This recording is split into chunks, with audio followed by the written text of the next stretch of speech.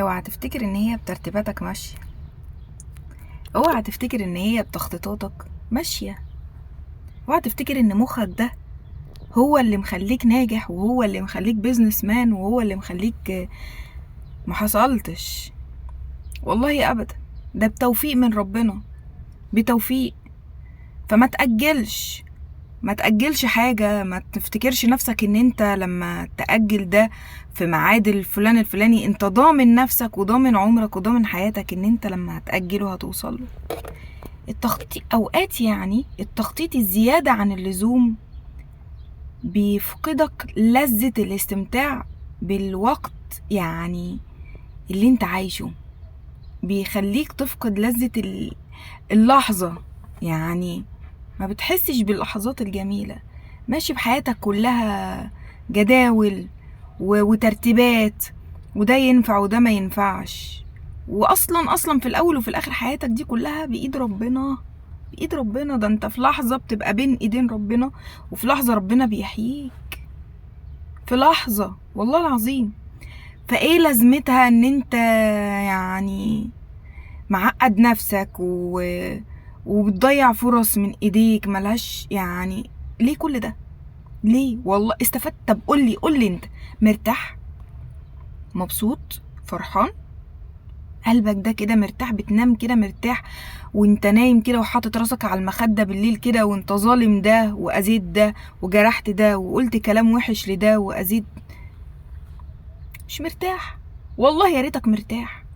انت فاكر انت عايز الناس كلها تسقف لك وتقول لك برافو عليك انت ناجح. ماشي يا عم، انت ناجح، برافو عليك. مبسوط؟ ما افتكرش ان انت مبسوط. ما افتكرش اي انسان على وجه الارض، انسان سوي عاقل ناضج ربنا خلقه على وجه الارض، يختار البيزنس وفلوسه ويفضلها على الناس واللمة والعيلة والاهل والحب والصداقة. مستحيل. طيب فلوسك دي فرحتك لما انت رحت وسافرت ولفيت بيها بلاد العالم لوحدك بدون انيس؟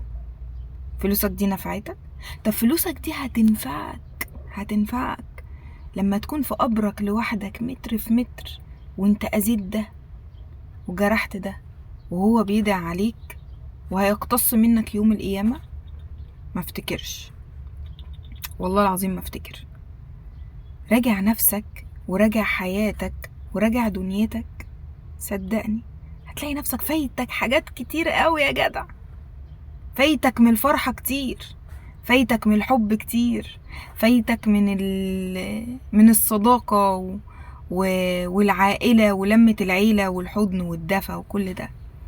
اوقات الحاجات دي بتكون اهم كتير من الفلوس. الفلوس اساسية، مش هنضحك على بعض، بس اوفر اذا ده انت حتى وقتها هتبقى خايف، هتبقى مرعوب من اللي حواليك. فاكر ده مصاحبك عشان مصلحته، وفاكر ده بيحبك عشان مصلحته، وده شغال معاك عشان يقبض منك، وده واقف معاك عشان يقبض منك. انما بقى فين اللي بيحبك انت لشخصك؟ ممكن بغباء منك تكون ضيعته من ايدك، ممكن تكون اذيته وبعدته عنك. خسرت بغبائك وفاكر نفسك انك انت ياما هنا وياما هناك، وبتنصح الناس وتقول لهم لازم تكون بيزنس ولازم تكون ناجح ولازم تخسر ولازم تعمل. انت غبي، والله العظيم انت غبي. انا اسفة في الكلمة.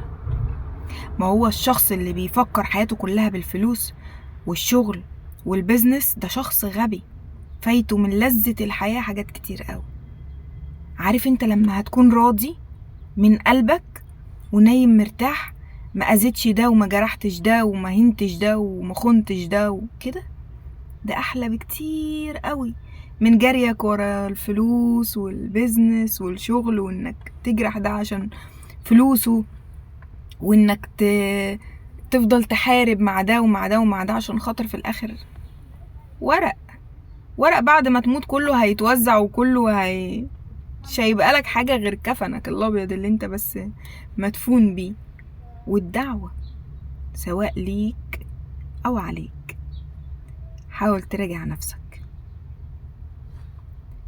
السلام عليكم يا بزنس.